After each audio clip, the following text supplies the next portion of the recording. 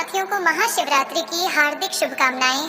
महाशिवरात्रि आत्मा और परमात्मा के दिव्य मिलन की पावन रात मानी जाती है। इस पावन रात्रि में पृथ्वी पर आध्यात्मिक ऊर्जा अपने शिखर पर होती है। मन, तन और आत्मा को शुद्ध करने का यह सर्वोत्तम अवसर माना जाता है। शास्त्रों में वर्णित है कि इस रात्रि की गई सच्ची पूजा हजारों जन्मों के पापों को शांत कर देती है और जीवन के समस्त दुख स्वतः शिव चरणों में समर्पित हो जाते हैं।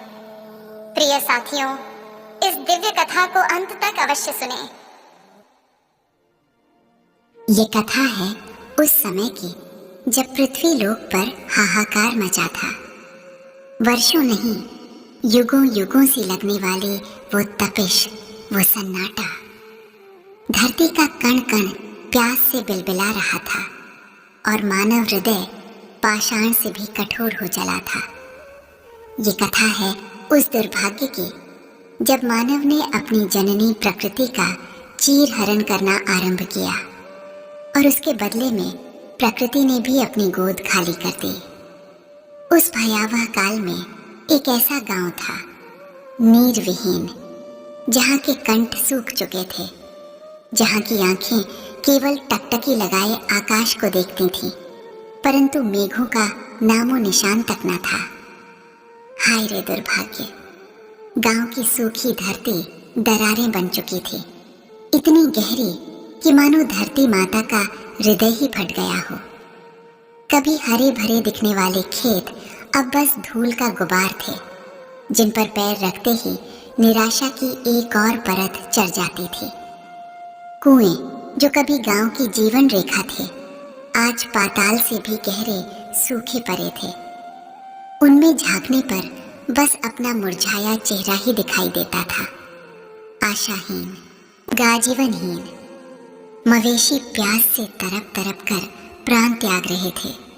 उनकी आंखों में अंतिम समय की वेदना ऐसी थी जिसे देखकर पत्थर का हृदय भी पिघल जाए। बच्चे भूख और प्यास से बेहाल अपनी माँ की सूखी छाती से चिपके रहते, पर कहाँ था अमृत, कहाँ था जीवन? दूर दूर तक कोई वृक्ष ऐसा न बचा था जिसकी छांव में कोई पल भर को विश्राम कर सके। पत्तियां झड़ चुकी थीं, शाखाएं कंकाल सी खरी थीं, मानो प्रकृति स्वयं अपने ही अस्थि पंजरों का प्रदर्शन कर रही हो। सूर्य देव का प्रकोप ऐसा था कि सुबह से शाम तक बस अग्नि की वर्षा होती थी और रात्रि का शीतलता देने वाला स्पर्श भी अब मानो जलती रेत सा प्रतीत होता था। लोगों के चेहरों पर झुर्रियों से कहीं अधिक गहरी निराशा की लकीरें खींची थीं। प्रेम, करुणा, सहिष्णुता, ये शब्द केवल पुरानी पोथियों के शब्द बनकर रह गए थे।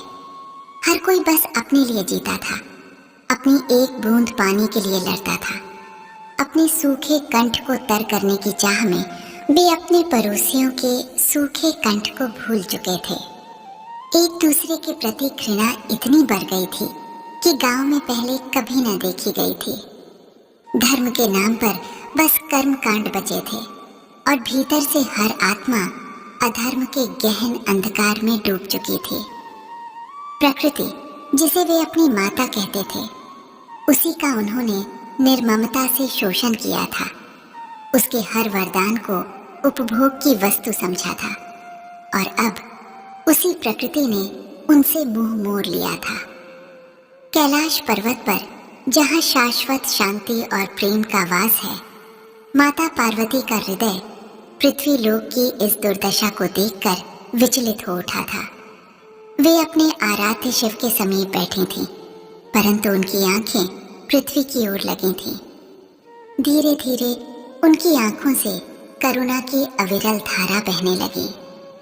वे जगत की जननी हैं, समस्त सृष्टि की पीड़ा उनकी अपनी पीड़ा है। कैसे सह पाती वे अपने बच्चों का ये कष्ट?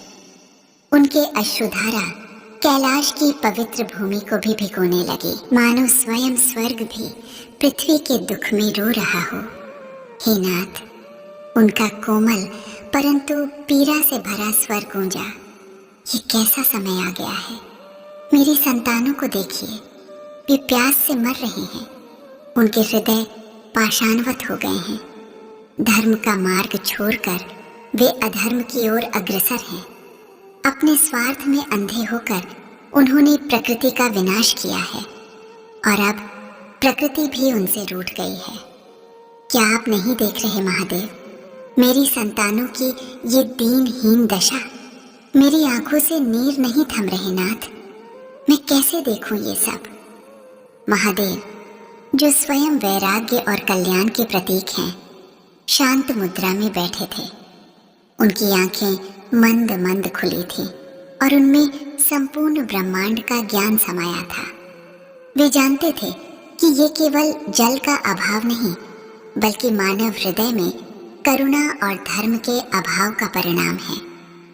ये मानव जाति के लिए एक कठोर परीक्षा थी, एक अवसर था अपनी त्रुटियों को सुधारने का।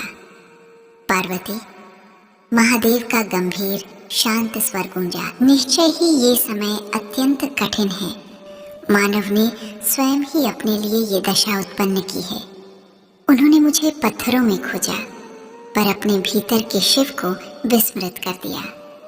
उन्होंने प्रकृति को अपना साधन मात्र समझा, उसे अपनी जननी मानना छोड़ दिया। जब हृदय में करुणा का स्रोत सूख जाए तो बाहर जल का स्रोत कैसे बह सकता है? परंतु हे जगत जननी, आपकी करुणा ही मेरा बल है। आपकी आंखों के ये अश्रु व्यर्थ नहीं जाएंगे। ये समय है उन्हें जगाने का, उन्हें ये आभास कराने का कि प्रकृति का सम्मान ही ईश्वर का सच्चा सम्मान है। मुझे उन्हें एक अवसर देना होगा, एक अंतिम परीक्षा। महादेव ने धीरे से अपनी आंखें बंद की और फिर खोली। उनकी आंखों में एक नया संकल्प था। ये महाशिवरात्रि की पावन रात्रि है पार्वती।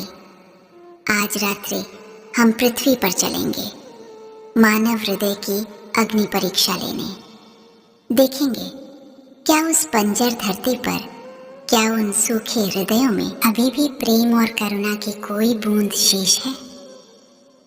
रात्रि का अंधकार घना हो चुका था।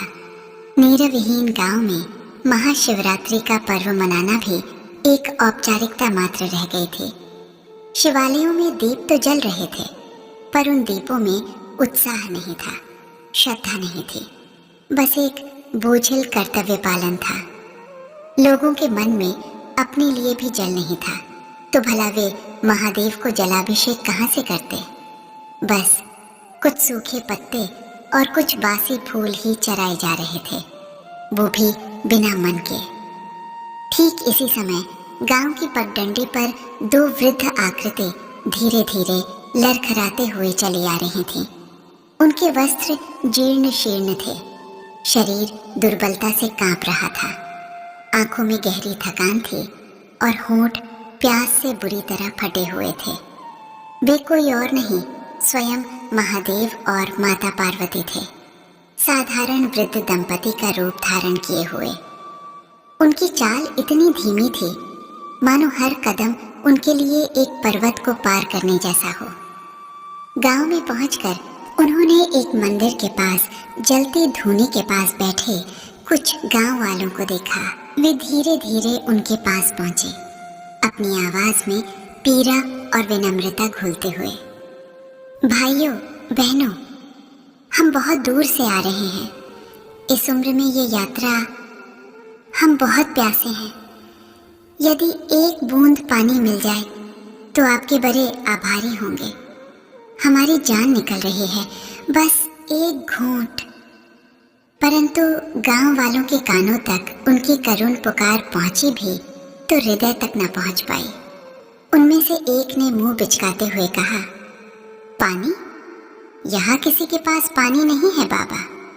जाओ आगे बढ़ो, हमारे पास खुद के लिए नहीं है, तुम्हें कहाँ से दें? ये कोई सराय नहीं है। दूसरा बोला, हाँ, यहाँ क्यों आए हो मुसीबत बराने? तुम्हें दिखता नहीं हम खुद प्यास से मर रहे हैं? भागो यहाँ से, हमें तंग मत करो। एक स्त्री ने अपने बच्चे को पीछे खींचते हुए कहा, इन बुजुर्गों को कहाँ से पानी दूं? मेरा बच्चा भी प्यास से तड़प रहा है। तुम कौन हो, कहाँ से आए हो? यहाँ कुछ नहीं मिलेगा। महादेव और माता पार्वती वृद्ध, परंतु उसकी आंखों में अभी भी एक चमक थी, मानवीयता की, करुणा की। उसने महादेव और माता पार्वती को लड़खड़ाते देखा, उनके सूखे होंठ और पीला चेहरा देखा। धर्मपाल का हृदय एक पल के लिए कांप उठा। उसने देखा था कि गांव के अन्य लोगों ने इन वृद्धों को कैसे दुत्कारा था। उसकी पत्नी पुष्पा भी दरवाजे पर आकर खड़ी हो गई थी। उनकी अपनी स्थिति भी कुछ खास न थी। उनके घर में भी एक घड़ा पानी बचा था, और वो भी सिर्फ अगले दिन के लिए, बड़ी मुश्किल से बचाया गया था। उनका छोटा बालक नन्हे भी प्यास से बेहाल था, पर माता पिता ने बड़ी हिम्मत से उसे समझाया था कि बेटा थोड़ा सब्र करो। धर्मपाल अपनी पत्नी की ओर मुड़ा। उसकी आंखों में एक प्रश्न था। पुष्पा, जिसने अपने पति के मन को पढ़ लिया था, धीरे से सिर हिलाया। उसकी आंखों में भी आंसू थे। उसने सोचा, हाय रे दुर्भाग्य, जिस गांव में अतिथि को भगवान कहा जाता था, आज वहां ये वृद्ध दंपति प्यास से तड़प रहे हैं। हमारा धर्म हमें ऐसा करना सिखाता है। बिना कुछ कहे धर्मपाल ने धीरे धीरे वृद्ध दंपति की ओर कदम बढ़ाए। बाबा, माई, आप कहाँ से आ रहे हैं? इतनी रात गए इस प्यास में। आइए, अंदर आइए। महादेव और पार्वती ने उसकी ओर देखा। उनकी आंखों में अविश्वास और कृतज्ञता का मिला जुला भाव था। धर्मपाल उन्हें धीरे से अपने घर के अंदर ले आया। पुष्पा ने भीतर से मिट्टी का एक छोटा घड़ा निकाला, जिसमें मुश्किल से 1 लोटा पानी बचा था। ये उनके परिवार के लिए अंतिम बूंदें थीं।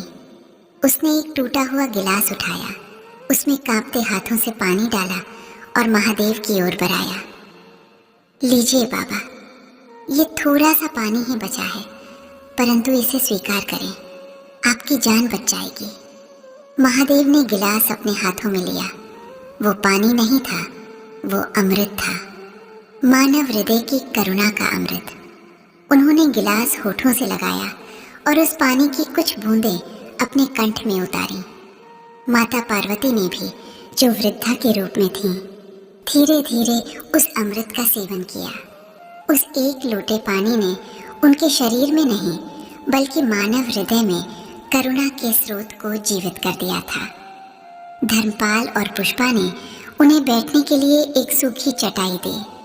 उनके पास और कुछ नहीं था, पर उनके भाव में अथाह श्रद्धा थी। धर्मपाल ने वृद्ध दंपति के चरणों में झुककर प्रणाम किया। बाबा, हमें क्षमा करें। इस गांव के लोग, वे अपनी पीड़ा में इतने अंधे हो गए हैं कि उन्हें दूसरों का दुख नहीं दिखता। पर आप हमारे अतिथि हैं, और अतिथि देवो भव। हमारे पास और कुछ नहीं है, पर आपका हार्दिक स्वागत है। महादेव और माता पार्वती ने एक दूसरे की ओर देखा। उनकी आंखों में अब थकान नहीं थी, बल्कि एक दिव्य तेज था, जो धर्मपाल और पुष्पा के शुद्ध हृदय को पहचान चुका था। महादेव ने धीरे से अपना हाथ उठाया और धर्मपाल के सिर पर रखा। पुत्र, तुमने आज मानवता को जीवित रखा है। इस सूखे में भी तुम्हारे हृदय का स्रोत सूखा नहीं है। यही सच्चा धर्म है। अचानक महादेव के शरीर से एक अलौकिक आभा फूट पड़ी। उनका वृद्ध रूप धीरे धीरे विलीन होने लगा और उनके स्थान पर साक्षात देवाधिदेव महादेव अपनी जटाओं में गंगा, गले में सर्प और हाथ में त्रिशूल लिए प्रकट हुए। उनके साथ ही माता पार्वती भी अपने दिव्य स्वरूप में प्रकट हुई। उनकी आंखों में अब अश्रु नहीं, बल्कि एक दिव्य तेज था, और उनके मुख पर मधुर मुस्कान थी, जो तीनों लोगों को प्रकाशित कर रही थी। धर्मपाल, पुष्पा और उनका छोटा बालक नन्हे ये अद्भुत दृश्य देखकर भयभीत नहीं हुए, बल्कि उनके हृदय श्रद्धा से भर उठे। वे घुटनों के बल बैठ गए, सिर झुकाकर प्रणाम किया। उनकी आंखों से कृतज्ञता के अश्रु बहने लगे। महादेव ने गंभीर परंतु प्रेम भरे स्वर में कहा, धर्मपाल, पुष्पा, तुमने आज अपनी अंतिम बूंद पानी देकर मुझे नहीं बल्कि स्वयं मानवता को जीवन दान दिया है। तुम्हारी इस निस्वार्थ सेवा से मैं अत्यंत प्रसन्न हूँ। महादेव ने अपने विशाल त्रिशूल को अपने हाथों में उठाया। उस त्रिशूल की चमक से पूरा गांव जगमगा उठा, जो अब तक अंधकार और निराशा में डूबा था। गांव के लोग जो अब तक अपने घरों में सो रहे थे या धूनी ताप रहे थे, इस अद्भुत प्रकाश को देखकर बाहर निकल आए। उन्होंने देखा कि उनके छोटे से गांव के छोर पर धर्मपाल के घर के सामने एक दिव्य प्रकाश पुंज जगमगा रहा है और उसके केंद्र में साक्षात महादेव और माता पार्वती खड़े हैं। उनकी आंखें फटी की फटी रह गईं। महादेव ने अपना त्रिशूल उठाया और एक पल के लिए पूरे गांव में सन्नाटा छा गया। हवा थम गई, समय ठहर सा गया। फिर एक गर्जना हुई और महादेव ने अपने त्रिशूल की धार को उस बंजर धरती पर ठीक धर्मपाल के घर के सामने जोर से रखा। त्रिशूल के धरती पर रखते ही एक भीषण गर्जना हुई। धरती कांप उठी, मानो स्वयं पृथ्वी माता महादेव के स्पर्श से जागृत हो गई हो। जहाँ त्रिशूल का स्पर्श हुआ था, वहां से एक तीव्र प्रकाश फूट पड़ा और फिर जल की एक विशाल धारा एक फव्वारे की तरह धरती के गर्भ से फूट पड़ी। वो जल इतना शुद्ध था, इतना निर्मल कि मानो स्वर्ग से उतरी गंगा ही धरती पर आ गई हो। उसकी कलकल ध्वनि ने वर्षों के सन्नाटे को तोड़ दिया। जल की वो धारा इतनी प्रबल थी कि वो तुरंत एक नदी का रूप ले चुकी थी, जो गांव के बीच से होती हुई बहने लगी। गांव वालों ने ये चमत्कार देखा तो वे भौचक्के के रह गए। उनकी आंखों में अविश्वास, भय और फिर असीम खुशी का मिला जुला भाव था। वे अपनी आंखों पर विश्वास नहीं कर पा रहे थे। जिस जल की एक बूंद के लिए वे तरस रहे थे, आज वही जल उनके सामने नदी बनकर बह रहा था। वे भागे भागे जल के पास आए, अपने हाथों से उस शीतल जल को छुआ, उसे अपने चेहरे पर लगाया और फिर जी भर कर पिया। उनकी वर्षों की प्यास बुझ गई थी, पर उनके हृदयों की प्यास अभी बाकी थी। वे सब महादेव और माता पार्वती के चरणों में गिर पड़े। उनकी आंखें अब पश्चाताप से भरी थीं। उन्हें याद आया कि कैसे उन्होंने इन वृद्ध दंपति को दुत्कारा था, कैसे उन्हें भगाया था। वे सब अपने किए पर लज्जित थे। उनकी आत्माएं अब धिक्कार रही थी उन्हें। माता पार्वती, जिनकी आंखों से कुछ समय पहले पृथ्वी की पीड़ा में अश्रु बहे थे, अब उनके मुख पर एक दिव्य मुस्कान थी। उन्होंने अपने कोमल स्वर में, जो अब समस्त वायुमंडल में गूंज रहा था, कहा, देखो मेरी संतानों, ये जल क्या है? ये केवल जल नहीं, ये जीवन है, ये प्रकृति का वरदान है। तुमने इसे ठुकराया, इसे नष्ट किया, इसका शोषण किया। तुमने स्वार्थ में अंधे होकर अपने ही घर को उजाड़ा, और जब मैंने और महादेव ने साधारण रूप में आकर तुम्हारी परीक्षा ली, तो तुमने हमें भी दुत्कार दिया। याद रखो, माता पार्वती का स्वर थोड़ा गंभीर हुआ। उनकी आंखों में दिव्य तेज झलका। जो प्रकृति का आदर करता है, वही ईश्वर का सच्चा भक्त होता है। माता पार्वती के शब्द गांव वालों के कानों में नहीं, बल्कि सीधे उनके हृदयों में उतर गए। उन शब्दों ने उनके पाषाणवत हृदयों को चूर चूर कर दिया। वे सब अपने घुटनों पर गिर पड़े, जोर जोर से रोने लगे। ये आंसू प्यास के नहीं थे, बल्कि पश्चाताप के थे, अपनी अज्ञानता पर, अपने स्वार्थ पर, अपनी क्रूरता पर। उन्हें अब समझ आ रहा था कि उन्होंने कितना बड़ा पाप किया है। जिस प्रकृति ने उन्हें सब कुछ दिया, उसी को उन्होंने नष्ट किया। जिन देवी देवताओं की वे पूजा करते थे, उन्हीं को उन्होंने अपने द्वार से भगाया। हमें क्षमा कर दीजिए हे महादेव, हे माता पार्वती। उनके स्वर में सच्ची वेदना थी। हम अज्ञानी थे, हमने अपने धर्म को भुला दिया था। हमने प्रकृति को मात्र एक वस्तु समझा, उसका दोहन किया। हमारे हृदय इतने बंजर हो गए थे कि हमें अपने अतिथि में भी ईश्वर नहीं दिखा। हम स्वार्थी हो गए थे, एक दूसरे से घृणा करते थे।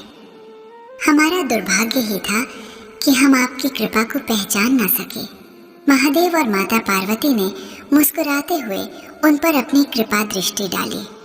माता पार्वती ने कहा, ये जल तुम्हें मिला है क्योंकि धर्मपाल और पुष्पा जैसे सच्चे हृदय अभी भी इस धरती पर विद्यमान हैं। उनकी करुणा और उनके धर्म ने ही आज इस गांव को नया जीवन दिया है। अब ये तुम्हारी जिम्मेदारी है कि तुम इस वरदान का सम्मान करो। इस जल का दुरुपयोग मत करना, प्रकृति का सम्मान करो क्योंकि प्रकृति ही जीवन है। एक दूसरे से प्रेम करो, सहायता करो। तुम्हारा सच्चा धर्म तुम्हारे कर्मों में है, न कि केवल दिखावटी पूजा पाठ में। गांव वालों ने एक स्वर में शपथ ली कि वे कभी भी प्रकृति का अनादर नहीं करेंगे, कभी भी अपने साथियों से घृणा नहीं करेंगे और हमेशा करुणा और धर्म के मार्ग पर चलेंगे। उन्होंने धर्मपाल और उसके परिवार की ओर देखा। अब उनकी आंखों में वही घृणा नहीं थी, बल्कि सम्मान और कृतज्ञता का भाव था। वे जानते थे कि आज जो उन्हें नया जीवन मिला है वो इन भले मनुष्यों की ही वजह से है। महादेव और माता पार्वती ने धर्मपाल और पुष्पा को आशीर्वाद दिया और फिर धीरे धीरे अपने दिव्य प्रकाश में विलीन हो गए। उनके जाने के बाद भी उनकी कृपा और उनके शब्द हवा में गूंजते रहे। नीर विहीन गांव, जो अब नीर धारा गांव कहलाने लगा था, पूरी तरह से बदल चुका था। नदी बहने लगी थी, खेतों में फिर से हरियाली लौट आई थी, पेड़ पौधे फिर से लहलहाने लगे थे और उनकी छाया में बच्चे खेलते थे। एक ऐसी स्मृति बन गई थी जो उन्हें हमेशा ये याद दिलाती थी कि सच्चा धर्म और सच्ची भक्ति किसी बाहरी आडंबर में नहीं, बल्कि प्रकृति के सम्मान और प्राणी मात्र के प्रति करुणा में निहित है। प्रिय साथियों, इसी के साथ महाशिवरात्रि की ये पावन व्रत कथा यहाँ पूर्ण होती है। हम सभी माता भगवती और भगवान शिव के चरणों में प्रार्थना करते हैं कि उनकी दिव्य कृपा सदा आप सब पर बनी रहे। हर हर महादेव। जय मां आदि शक्ति। जय हो जगत की जननी माता।